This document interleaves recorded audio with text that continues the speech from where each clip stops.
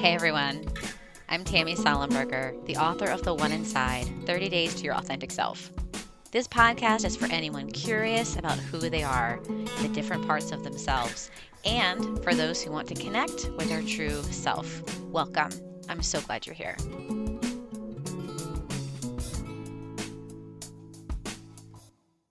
Hey everyone. I'm excited to have Susann Suprenant on the show today. Suzanne is a level 1 IFS practitioner and a Guild Certified Feldenkrais Practitioner, working with coaching clients in the recovery from chronic pain and other mind-body symptoms. She holds a Ph.D. in theater arts, is trained in Pain Reprocessing Therapy, and facilitates mind-body support groups with Curable Health. One of the things I loved about this episode is that Suzanne leads us in several experiential exercises, which I found fascinating. Suzanne introduced one of her mentors, Dr. Howard Shubiner, to Dick, which led Howard and Dick to co-author an article entitled IFS and Chronic Pain, Listening to Parts Who Hold the Hurt. That link to that article, which was in the Psychotherapy Networker, is in the show notes.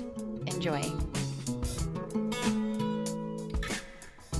Hi, Suzanne. Thank you so much for meeting today. I'm excited to chat. Hi, Tammy. It's great to be here. So I want to start with where we always start, which is if you were to look out your nearest window, what would you see? Okay. Well, I am in California in the Santa Cruz Mountains, so up in the redwoods. And so I look out my nearest window. There is a bunch of oak trees closest, but right beyond those trees is a mountainside covered in redwoods. And right over that hillside is the Pacific Ocean. Yeah. Wow. So Wow. fog from the ocean like sort of drifts over that mountainside, and it's quite idyllic. That's Yeah. beautiful. Yeah. We're recording this in October. I was going to say September, but nope, it's already Nope. October. I'm in New England, and it is a beautiful fall day here. I It is, bet. it is like idyllic New England. The trees are all golden and red and orange. Oh, It's 70 degrees. wow. I So have all good. my windows open and my doors open. And earlier the wind was blowing, and I live on a river, and you could see like the golden leaves were like raining over the river. Oh, It was like I was looking through the trees. It was unbelievable. amazing. Yeah. Yeah. And I there's have a a part, go ahead. Oh, just what you're describing reminds me. I have a friend who's currently visiting in the Hudson Valley, and she called me yesterday. And she's like, I just had to pull over. I'm almost in tears. The color, I can't stand it. It's so amazing. And just to get that phone call, I can only Aw. imagine what you're seeing. I love that. Yeah, And I love that she was so taken yeah, aback that she yeah, called you to share yeah, that with you. yeah. I love that. It was Yeah. really beautiful. Oh, I love it. Yeah. So I'm excited to talk to you because I feel like this is something that I struggle with people. I think I have a part up about it. Clearly, Mhm. I have a part up about it that feels like Mhm. it's, I don't know. So I think when I have a client that deals with chronic pain, I Mhm. feel immediately like, who am I to help them? Mm, And if I treat it mm, like a part, sort of like how we're trained to do, like, oh, it's a part of you who has like a migraine, or a part of you who is experiencing this thing. I don't know. I just have a mhm. part of me that feels like that's um like diminishes it or something. And then Ah, yeah, and then I also feel like I yeah. can't even handle having a cold. I can't handle having a cold. And I just Right. feel like intimidated. Like how, yeah. Yeah. And every time I get a cold, I think, how do people live with pain? So there's a part of me that just needed to say all of that before we Good. Thank start. you. Like, here's how I am with this issue. So I'm excited to talk to you and learn from something you're so passionate about. Wonderful. Yeah, I mean, there are so many people who experience chronic symptoms, and oftentimes it's pain, some kind of persistent pain. It might come and go, but it's chronic as we look at anything lasting past 3 months as chronic. And sometimes chronic symptoms are discomfort of a sort that might not be called pain, but it's still in this mind body symptom family, if you will. Things like IBS or ringing in the ears, things like that. Yeah, it's still part of the same sort of phenomenon that we deal with. Yeah. Yeah, I love that. So mind body. So what else would be included as people are listening, like when they think about mind, when they think about mind body Yeah. things, what else comes to mind? I love expanding this a little bit in my own Right. head. Well, mind body symptoms, that's a term that many of us use for chronic pain or other kinds of discomfort. There are other terms that are also used. Oftentimes, it used to be called TMS, and that acronym TMS is no longer officially used because it's not particularly accurate, but people are fond of the term because it was developed by Dr. John Sarno, was sort of a grandfather of this work. And although some of his ideas seem a little quaint to folks now, he was really making some important connections that now have been able to be, researched more completely. So TMS, which stood for tension myoneural syndrome, it doesn't seem to be particularly accurate, but people still use that term kind of in a fondness for Sarno's work. Yeah, so mind body symptoms, some people call it stress related illness. A term that is used often is PPD, psychophysiologic disorder. Um, an older term that took on negative connotations was psychosomatic illness, right? Yeah. But the basic idea is in mind body symptoms, this mind body connection is something that we all know to be true when it's related to other aspects of our life. For example, I don't know if you can think of any recent experience where you felt embarrassed. Mm-hmm. Right? And what happened in your body when you felt Mm, embarrassed? mm. You know? Yeah. Yeah. Do you want me to answer that? Oh, sure. Yeah, Why not? yeah, Yeah, if you yeah. want to. Yeah, I think that as soon as I feel embarrassed, I feel like a tingly, I feel a little tingly and I feel like a pulling back. Like I want to like Mhm. remove myself from and I'm Yeah, doing it right now, like sort of pulling yeah, myself back, like, yeah, I'm not here, I want to go away. yeah, Yeah, yeah. yeah. And I Good. almost feel numb. I almost feel like I can't even, like sort Mhm, of a mhm. disconnection.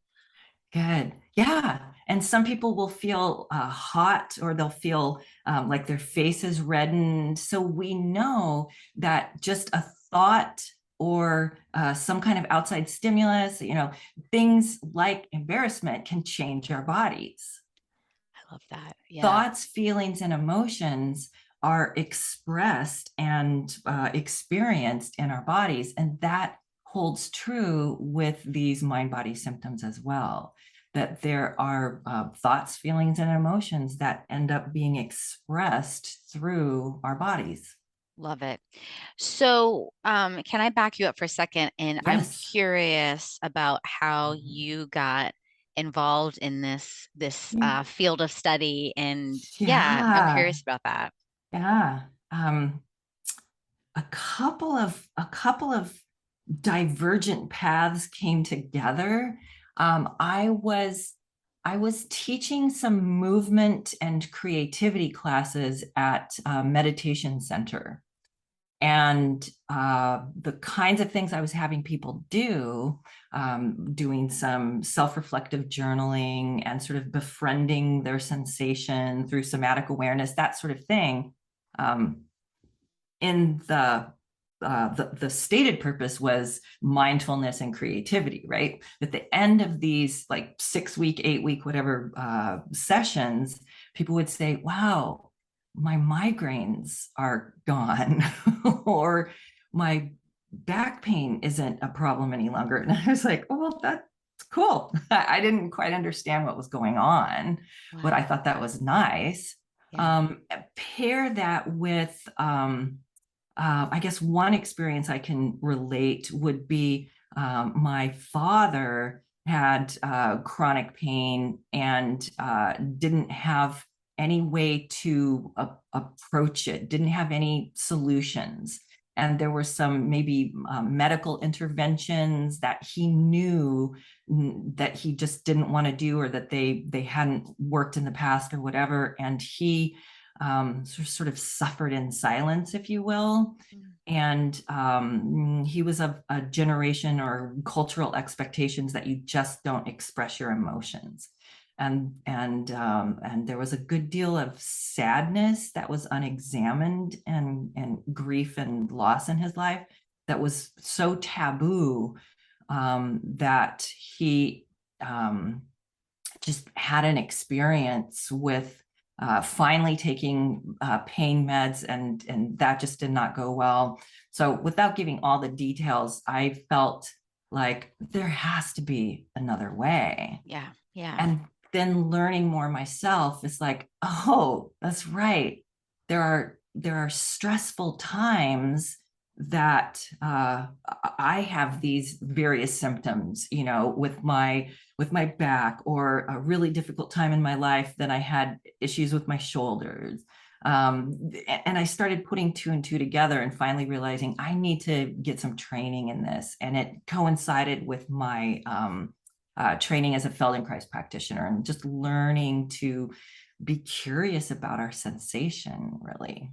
So, yeah, and finding that there was a way we don't have to suffer with chronic pain. We can learn to address emotions, we can learn to address personality traits. Specifically, people pleasing and perfectionism play a really big role. So, yeah. Yeah, that's great. Thank you for sharing that and sharing that about your dad. Okay, so you just said a lot, and I want to talk about two things. I want to talk about the type of treatment um, that you are a practitioner of, and that you just mentioned. And I want to talk about the idea that personality traits, like Yeah. people pleasing and perfectionistic parts, like those parts and their relationship to chronic pain. Yeah. Yeah. The first thing I would say is that most of us come to this work, or we experience these symptoms believing that the experience of pain is reflecting damage in the body. That seems like a no-brainer. Oh, I have pain in my back. There's something wrong with my back. That seems obvious, right? Yeah. But that's not actually what pain is. Pain isn't a signal of damage. Pain is a signal of danger. And that changes everything. So even in an acute injury, say you sprain your ankle, the pain that you feel is to keep you from walking on your ankle, to keep you from doing more damage, to give your ankle time to heal. So we can have pain from an acute injury, certainly, but after the time that it would take for that to heal, if we're still experiencing pain, that is thought of as a learned experience. So it's a neural pathway. We call it neural pathway pain. Yeah, pain is a signal of danger. So when our nervous system perceives a threat, and that threat might be real, and then we act on it, we fight or we flee. But if that threat is perceived but not an actual threat, it still can register in our bodies. So the text comes in from the scary person that we don't want to have a contentious exchange with, and we have a response in our nervous system. For folks who have, say, a great deal of childhood adversity, or adult trauma, for people who grew up not feeling like certain emotions were safe to recognize or express in the home. there are ways in which that danger signal gets heightened. So we're going to interpret things as threats that aren't necessarily threats, and the response of our body is to interpret that danger in pain in the body. Okay, that's so fascinating. Okay, so this makes sense parts wise, while Mhm. why you could be experiencing, let's say the people you were working with, they were experiencing migraines or something, a problem with Right. their back, and Mhm. then when they softened their, when they became, softened their nervous system, or when they became more mindful, or in IFS when they, friended parts, or sort of there's Yes. more Yes. self energy there, then Mhm. the danger, the part. Okay, am I going to say this right? I'm like, am I going to Mhm. say this right? The Yeah. part that was ringing the danger bell and Mhm. causing the pain, creating the Mhm. pain, maybe Mhm. that doesn't Mhm. need to ring the danger bell anymore. Yes. Yes. Okay. And if we look at it from a parts perspective, as you're doing, perfectionism, which in that outside of IFS, people might just call that a trait, right? Yeah. But if we look at the striving to, oh no, everything needs to be perfect, or else, that seems like a pretty classic strategy that a protector might use. And Yeah.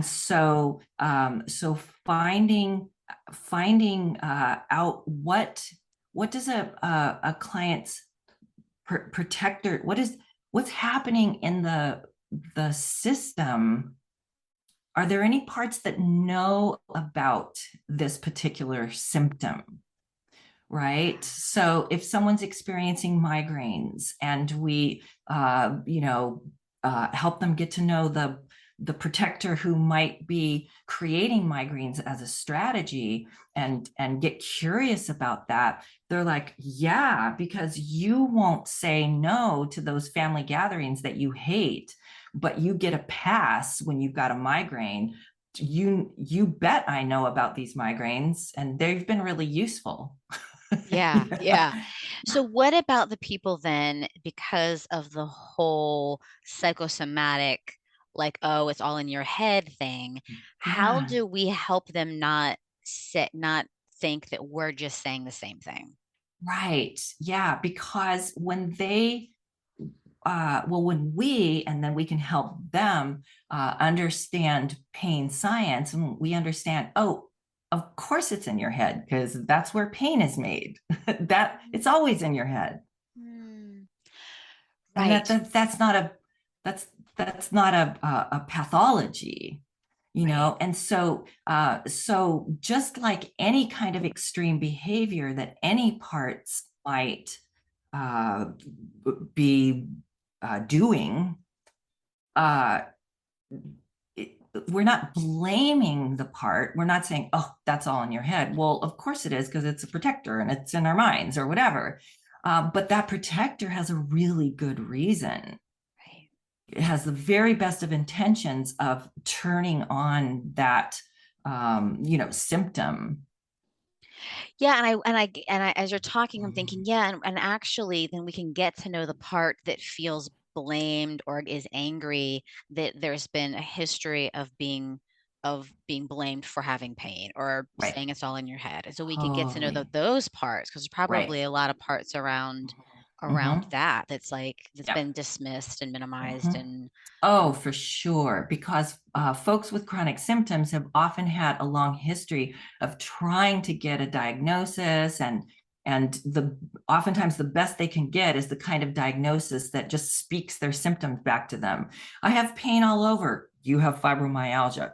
Great. Okay, that's what I'm telling you. Yeah. yeah, But it's not a rule in diagnosis where you can do a blood test and say, oh, look at that, diabetes, and right, so and also what you're pointing to is that there are often polarizations here. So if there is a part that works really hard to please others, I'm gonna take care of everybody else at the expense of maybe my own needs. If I'm really blended with that people pleasing part, then we've got this other part that's like, aha. people pleasing is out of control. I know how to take her out. Back pain, that will do it, you know? And Yeah. so getting those parts to sit down together and bringing some self energy to those conversations where they realize, oh, we don't we don't have to be at odds at each other because Mm, Tammy's here, mm, Suzanne's here, and she's going to listen to me, you know, whoever it mm, is. mhm. And, you know, always, as usual, asking, you know, what are you afraid would happen if you didn't create this stomach issue? You know, like, Yeah. where's the healing beneath that?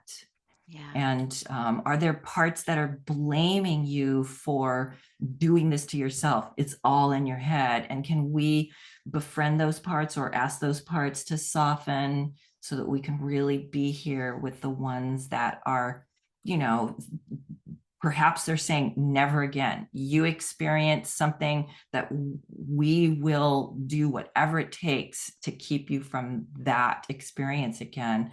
And if it means physical pain, that's okay. You know, Yeah. these protectors can be so invested Yeah. because those dear ones they're protecting, you know, yeah, are so vulnerable. Yes, and I that's so good because it's like right, like never again will that happen. So to this part, the back pain, the migraine, or the all over Mm-hmm. pain, Mm-hmm. that is better, safer Mm-hmm. than whatever happened that XL had to go through. And so Yes. this is the Yes. safer alternative. It's definitely seems like the safer alternative. And and it feels awful if you are the part, I imagine, that is using migraines as a strategy to then be blamed for it. That feels Mm, awful. It's like, okay, I got to keep at this to keep her safe, even if I'm vilified by these other parts, you mhm, know? mhm. And so, yeah, just building some trust within the system, helping folks mm, uh, just access more self energy, getting curious about parts. And it's similar to emotions in that we don't say, oh, there's an angry part. We say there's a part that's, you know, experiencing anger, etc. And so just we're taking migraines as an example. It's not the migraine part. It's a part that is so invested in safety for the system that they're willing to use migraines as a strategy. I love that. That feels different, right? Instead of like the part that's creating the migraines or Right. yeah. Yeah. Yeah. It's a strategy oftentimes. And when you know, help folks get to know those parts, you can ask them about those strategies. You know, like if you knew it was safe, if you were sure that it was safe to not create these migraines, what would you rather do? Mm, mm, And you know, these catastrophizing parts oftentimes are really good at visioning the future, but they've taken on this extreme role. And it's the same thing with parts that are creating symptoms. They might have a hypervigilance, or maybe they have you know, a discerning or creative side, or any number of things, but they will do what they need to protect the young ones that they're mm. in, you know, uh, caring so much about. Tell me about the how do you say it? Feldenkrais. It's Feldenkrais. Okay. Tell me about that because you started talking about the idea that pain's a dangerous. So we just talked about IFS, which is, obviously mhm, great. mhm. We like that. And Yeah, we so like that. we like that. But I'm really curious about this idea that and you started speaking to this earlier about the idea that the danger is not no longer there. The sprained ankle is no longer there. The danger is no longer there, but my mind or the neural Right. pathways in my mind are Mhm. still creating. They're still saying danger.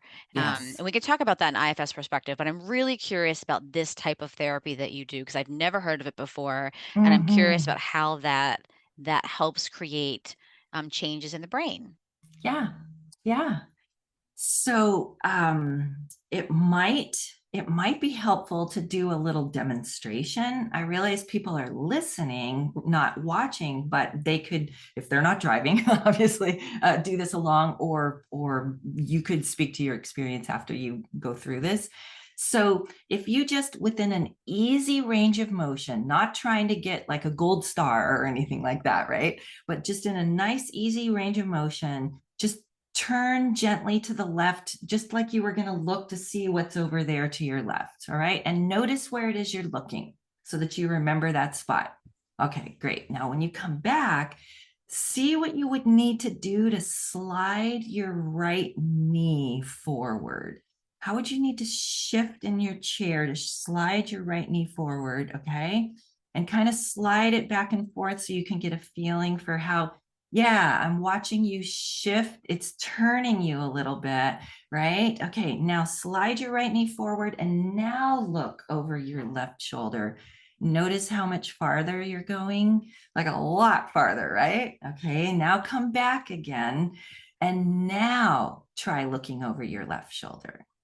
Ah, yeah, right. My exclamation might not read for people who don't have a visual, but what did you notice? That is amazing. It's like a little magic trick. Yeah, Yeah, it this was. the first time in my son's room, the first time I looked over and I saw I could go to his backpack. And the Mm-hmm, second time I could go all the way to the window. And then the mm-hmm. third time I assumed, oh, I'm just going to go to the backpack. And my it's almost like my head kept moving and I went towards Yep, the window again. yep. That's the Feldenkrais method. So basically, you have a neural pathway for turning to the left that says this is turning to the left. And then through a very easy and very gentle prompt of just sliding your right knee forward, you use more of yourself. It's comparable to self energy, right? You use the whole system instead of just a part. And that informed the turning. So now you're able to basically be self informed, right? Self-led, and you can do so much more so easily.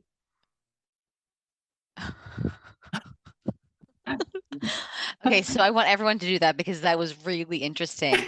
So, okay, so now that you're saying that, I'm like, yeah, the first time I just sort of, I don't even think I moved my body. I just kind of Right, moved my head, maybe a little right, bit of my upper yeah, body.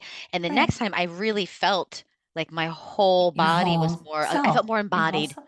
Yep, as yep, I turned. yeah, Wow, wow.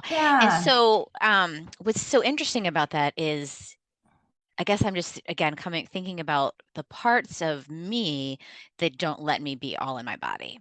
Mm-hmm. So for whatever Right, reason, all right, the parts of me that don't let me, you know, be embodied. Like even right. sitting here where I feel calm as can be after a walk with my Yeah, son yeah, and relaxed with you, and even mhm. then, Yeah, yeah. We have, do you want to call them limiting beliefs, cultural expectations, just neural pathways, right? And they do tend to limit us, and we are often using an IFS lens. We're often blended with managers that have us seeing it's only this much is possible. When we're able to access self energy, there's so much more possible. right? Yeah. And so the Feldenkrais method is a method of neuromuscular re-education, which translated means we use gentle, simple movements to get curious about our sensation and therefore are able to expand what's possible for us. And oftentimes it's tapping into the things we learned as infants when we first learned to move.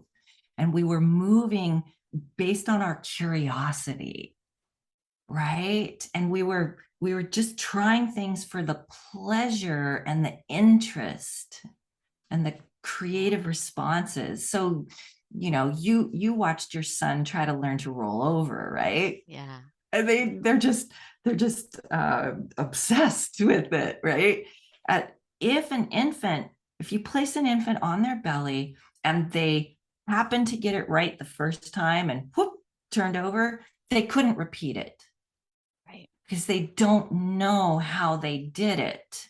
Interesting. So, a saying that you often hear in the Feldenkrais method, attributed to Moshe Feldenkrais, is in order to do what you want, you have to know what you do. Wow. Okay. Right? In order to, in this case, in order for the infant to roll over, it has to know what it feels like to try and have it not work Yeah. so that it Yeah. can try all the different ways and feel it. And so for us, in order to um, turn to the left with the most ease and the most comfort and the fullest range of mobility, we've got to know what we have available to us to turn. Wow.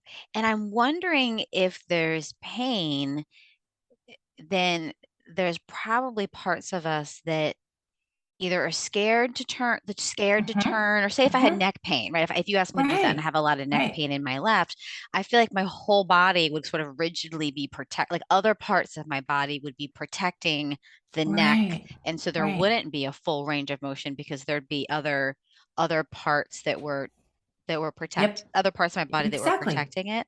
Mhm. Right. And so if protectors, if we're so blended with a protector that it's saying, no, no, no, don't turn, then we've got to do the work to befriend and build a trusting relationship with that protector first. So in the Feldenkrais method, we never push against resistance. That would be like bypassing a protector and going straight for the exile. Let's not do that. Yeah, right, Right. right. Yeah. And so instead, what we might do, let's say someone was interested in more ease in turning, but their protectors were just like, not going there. Then we would just do it in the mind. Let's just visualize that because the same neural pathways in the brain for that movement are being activated. Right? Okay. Yeah. Yeah, yeah. Or what we might do is we might, if it's another part that's coming in, just in the same way with IFS, we might ask that part to, are you willing to step back? Can you soften a bit? It's a real question. Maybe the answer is no, right? Yeah.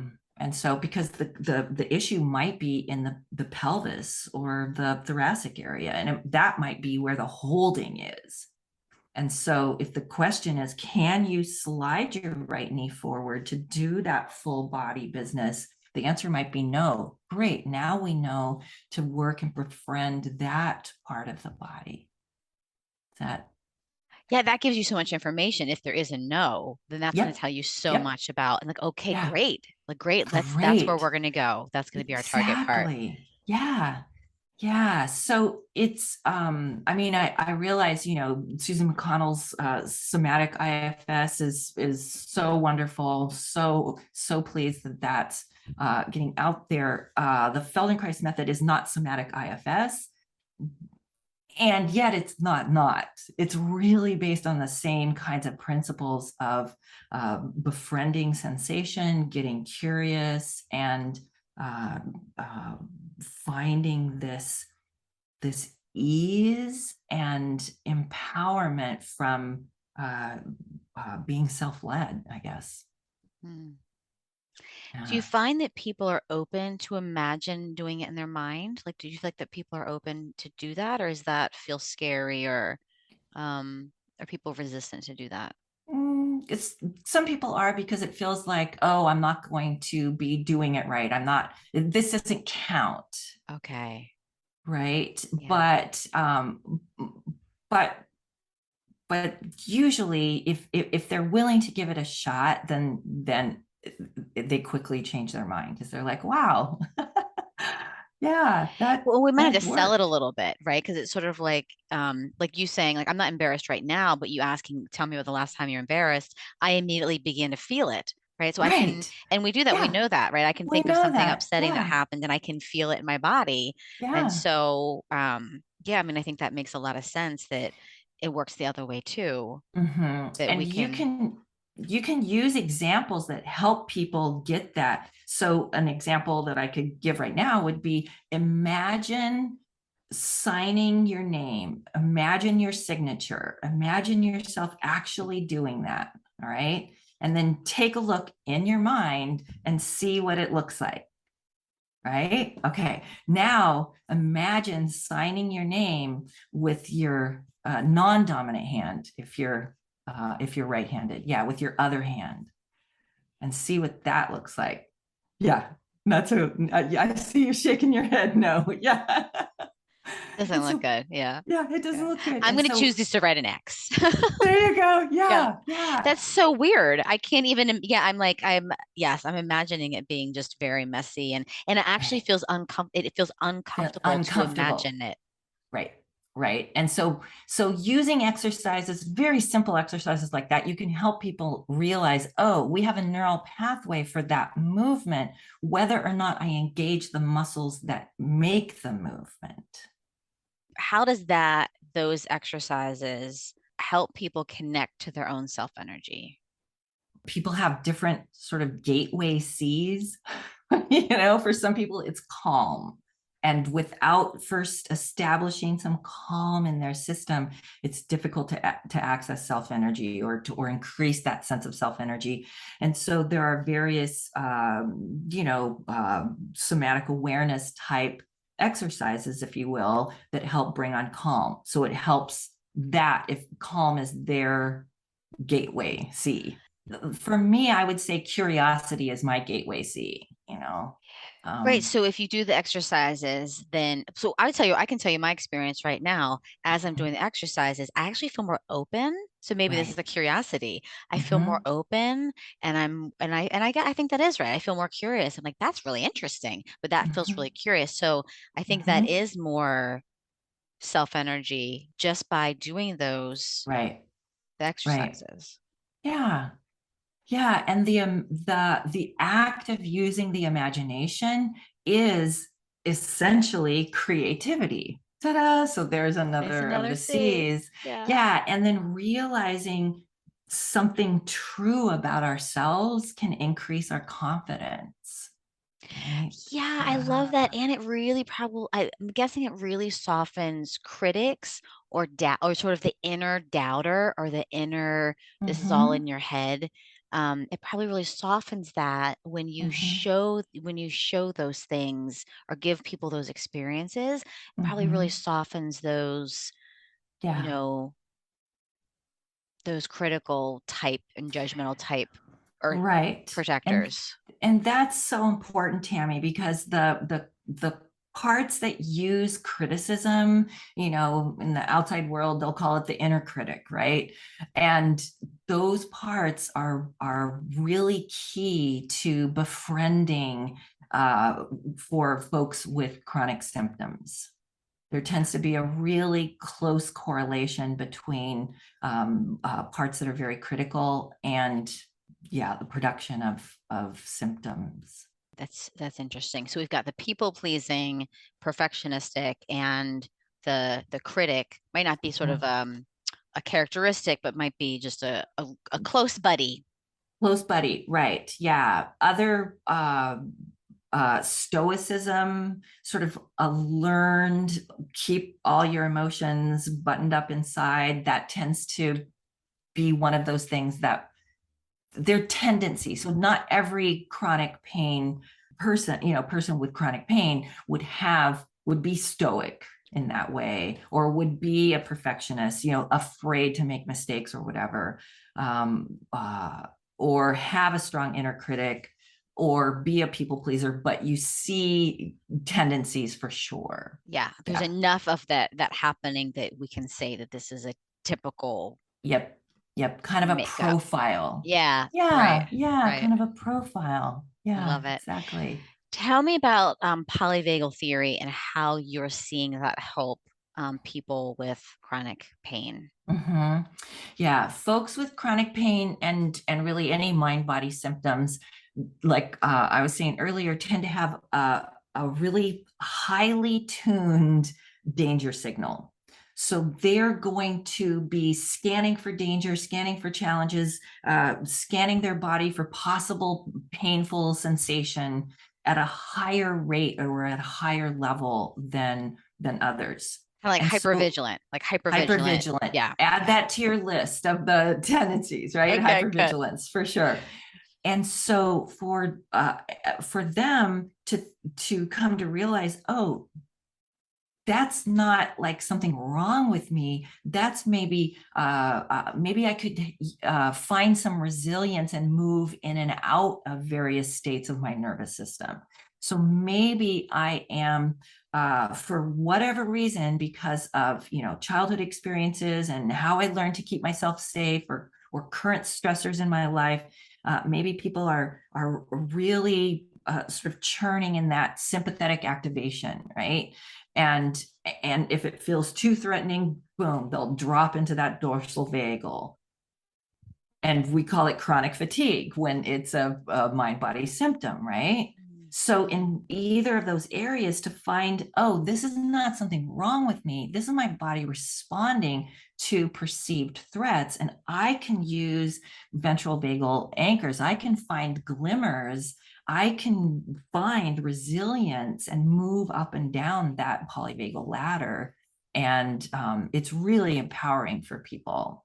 and Mm. and I would say especially the notion in polyvagal theory of play as a blended state. Say more about that. All right. Because folks with chronic symptoms tend to have a lot of activation in the sympathetic state. And if they can uh, if they can find enough safety, connection, and belonging to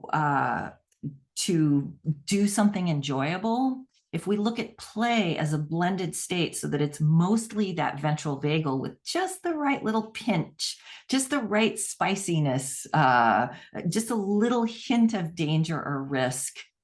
For some people, that means like coloring in a coloring book. That's as scary as you want to get. And other people want to jump out of an airplane, for goodness sakes.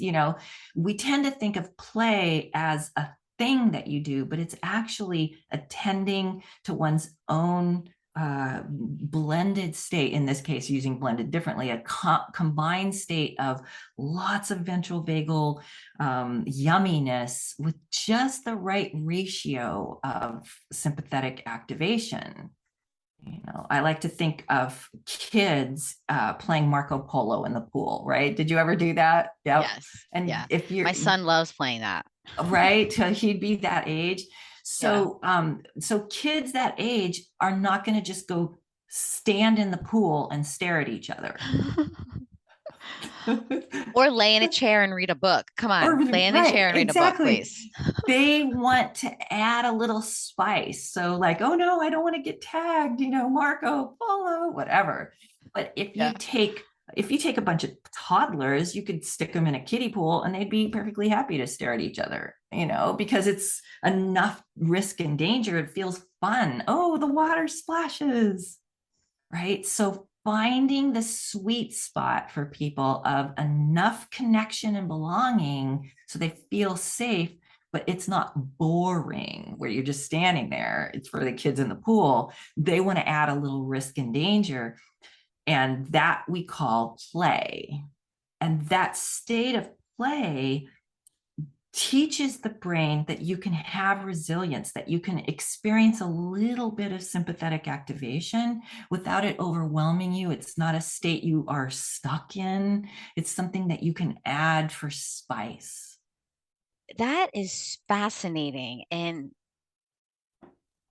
I'm thinking of it like, right, because then when you're heightened, then you don't then have other parts come in that are like, oh my gosh, oh my gosh. It's like, okay, we can be in this heightened arousal, and it could be fun, it could be a sense of play, or it could be the word Yeah. control is coming in, which I don't like to use that word, but I'm Mm-hmm, guessing it mm-hmm. feels a little bit like I can be here and I have some control. I'm Marco playing Marco Polo, and Oh, I'm getting my face is getting wet, which I absolutely hate because I wear contacts. So I'm always like, don't splash my face.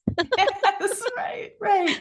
Um, And if you were playing with a bunch of kids, folks, whatever, and there was too much splashing, then that would send the ratio off and you wouldn't have the ratio right. So it would no longer feel fun, exactly. And I'm out right? and I'm back on my chair reading my book. Exactly. And so it's not that Marco Polo is fun or not fun. It's, do you have the ratio right for you on that day based on really getting to know your own nervous system, Yeah. right? That And is beautiful. I love that. And I think that's given, man, that's really given people, I want to say the word promise. I don't know why, but I want to say sort of it uh-huh. gives them this promise or this hope when Mhm. I'm guessing they've not had a lot of hope and a lot Oh of gosh. promise. I mean, how many promises probably have they Oh, had of people like, right. I can fix it, I can treat it. Um, but yeah, to be able to give that to themselves, right? So for them, for their Mhm. self, their authentic true self, to be able Mhm. to give that to their bodies and their parts. Yes, yes.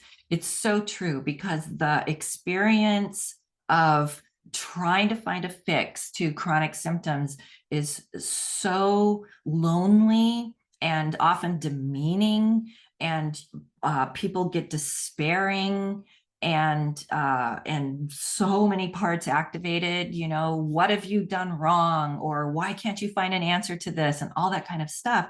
And you said control earlier, but I felt you hesitate with the word, so I'm not sure if perhaps you mean agency. It's almost, yeah. So that's self leadership, That is right? exact. Yes. Then I have more Yeah. agency over my body, my mind, what I'm Yep. doing, and what I'm able to do. That's it. Yep. Yeah, Because when perfect. we're blended with protectors, we really start losing agency, and they can, spin and try to help, and things are getting worse and worse. And then when we are able to access some self energy, then there's agency there. And suddenly we don't need to get the fix outside of ourselves. We need to develop these relationships internally and let that trust grow inside. And that's how we turn down the danger signal.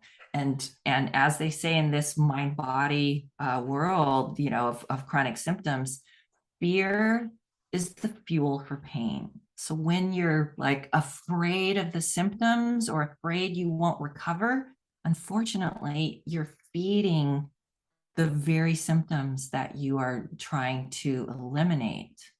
But when you can bring calm and curiosity and look inside and just wonder about your experience and how to and learn how to be compassionate with yourself, that's really what this mind body chronic pain work is helping people move from a heightened state of fear about their symptoms and fear they won't recover to a state of compassion for all their parts, and their parts learning that yeah, Suzanne is going to show up and she's going to listen. Yeah, even to those fearful parts. Yeah. Oh, Yeah, so much for those fearful parts. Yeah. yeah, yeah. Suzanne, what else, as we're sort of wrapping up a little bit time-wise, what else do you feel like you want to say or you want people to know? I guess for people who are curious, like, I don't know, or I thought my symptoms must be pointing to some structural issue, some medical issue, and they might. It's really important for people to, see their primary care physician and have disease processes ruled out. We sort of lump it and say, like, if there is a tumor, fracture, or infection, you need medical assistance, and see a doctor and get anything serious ruled out. After that, then you can look for evidence that this is a mind body condition. This is, um, uh, do your aches and pains have an inconsistency to them? So, like, if you've sprained your ankle is sprained until it heals. It's not sometimes sore and sometimes not sore.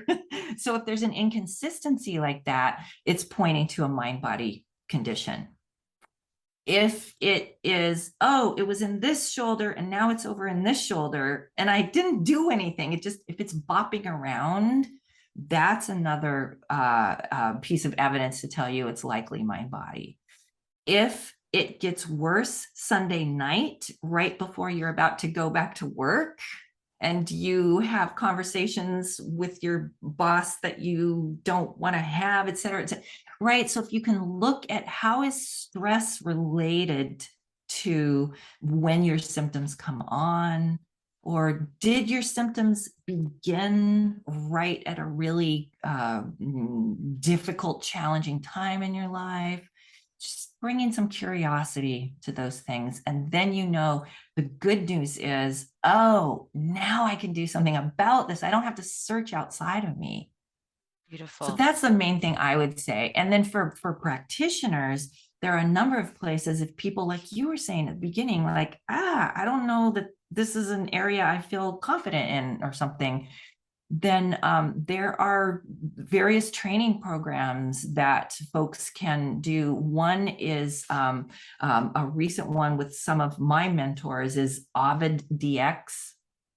I can toss that at you for your show notes, but it's a place where medical practitioners and mental health folks can get training so that they understand what these mind body conditions are, that they can understand more about the pain science and what is the most recent research, and how to help folks recognize a mind body symptom without taking on blame that, oh, it's all in your head. Oh, you're doing this to yourself. That's so not helpful. And ultimately that not only the practitioners, but then their clients and patients can feel empowered to do this work. And I would say the last place I would point people to, especially if they're feeling like, oh, you know what, those personality traits ring true for me, and this back pain is really enough. I've had it, or these migraines or whatever. I would point people towards an app, if they're an app sort of person, called Curable. And it's an app that was created by 3 folks who had chronic pain themselves, and it helps educate about pain science. It gives mindfulness exercises, journaling exercises, and various guided meditations and things, brain retraining that really helps people. There's it's just a gift, this Curable app. So I'm biased. I'm associated with Curable. They have groups so that folks who have chronic symptoms come together in groups, and I help facilitate those. So I am very biased towards Curable, but that's where I would point people to if they're feeling like, hey, I want to know more about this for me, is go to Curable. It's a great app. I love it. And then you're offering an online class in January 2023. Tell me about that. Yeah. Yeah. I'm organizing it according to the 8 C's, and using those entry points, basically each one of the C's, as a way to explore pain science, and also some strategies for how to treat ourselves kindly and to recover from chronic symptoms. So what are some calming strategies, and what are some self-compassion strategies, et cetera, et cetera. So yeah, using the 8 C's as a way in to empower people to approach their own chronic symptoms and recover. That's great.